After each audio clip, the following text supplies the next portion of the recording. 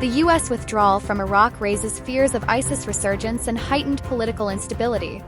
The withdrawal of United States forces from both Ain al-Assad and Victoria bases ahead of schedule increases uncertainty and political instability in Iraq. It raises the risk of a resurgence of the terrorist organization ISIS, the possibility of targeting popular mobilization forces, and further complicates relations between the United States and Iraq. The United States currently has 2,500 soldiers in Iraq and 900 in Syria. In Iraq, the number will be significantly reduced, leaving behind only those described as advisors. In an unexpected move, Washington has accelerated the process of withdrawing its forces from Iraq, transferring soldiers from the Ain al-Assad and Victoria military bases to Erbil and an Arab country. This step, initially planned for November, was brought forward. The decision comes at a time when Iraq faces new dangers following the fall of Assad, the re-emergence of ISIS and their crossings into Iraqi territory. Pressure has also been placed in Baghdad to repatriate its citizens held in Al-Hol camp. Although some families have been returned, concerns remain that their reintegration could negatively affect Iraq's security. In parallel, efforts are underway in Parliament to pass the Popular Mobilization Law, which the United States strongly opposes. Before the fall of Assad, Iraq was split between two opinions. Shiite factions under Iranian influence argued that ISIS had ended and there was no need for American or allied forces. On the other hand, Kurds, Sunnis, and part of the Shiite bloc maintained that ISIS still posed a threat to Iraq and the wider region, requiring more support and the continued presence of the international coalition. Saman Shaili, a Kurdish politician and international relations expert, told the Kurdish Globe, "If America withdraws from Iraq, all allied forces will follow." They were supposed to withdraw on November 10th, one day before Iraq's elections, but expedited it to September. Most have already withdrawn and relocated to the Kurdistan region. America is no longer present in Ain al-Assad or Victoria bases. This has created great fear in Iraq. Some Shiites oppose the American withdrawal, but under pressure from the Popular Mobilization Forces, Prime Minister Mohammed Shia al-Sudani made this decision. Sudani is caught between two fires: how to satisfy both Shiites and America during elections. At the same time, the relocation of forces to the Kurdistan region underscores its stability and strategic importance for America.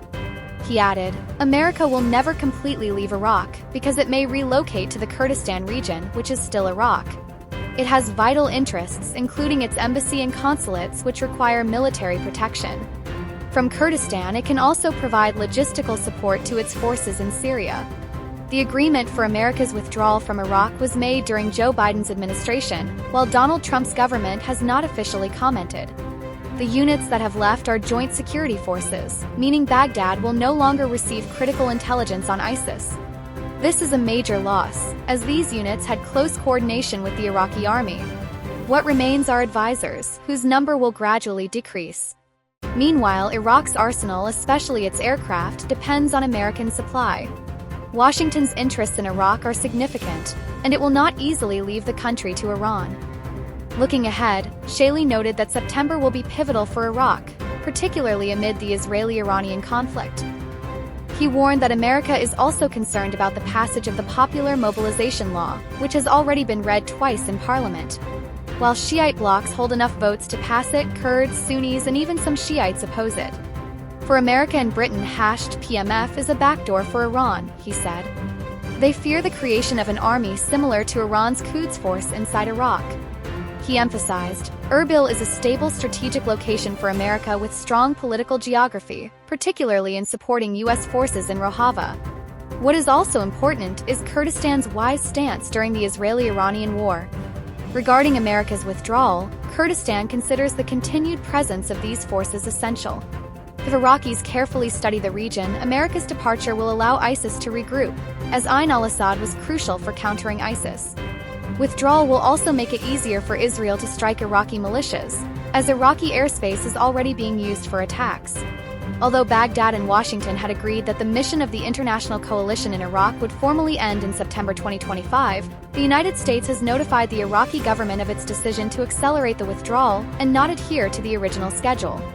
With the start of the withdrawal, the Popular Mobilization Law has returned to the political debate.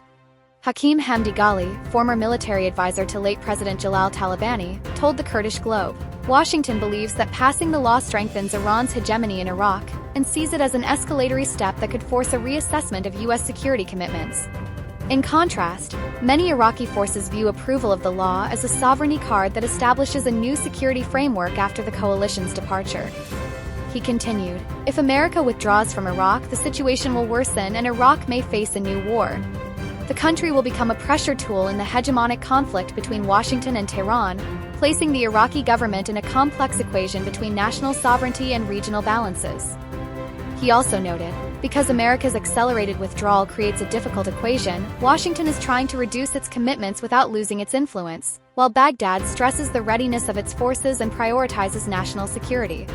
The U.S. withdrawal could trigger an ISIS resurgence, weaken diplomatic relations with Baghdad, and have negative economic consequences. In general, relations will deteriorate. Ghali further suggested that the timing of the withdrawal may be linked to targeting resistance forces and the Popular Mobilization Forces ahead of the elections to prevent them from influencing the outcome for their own political gain.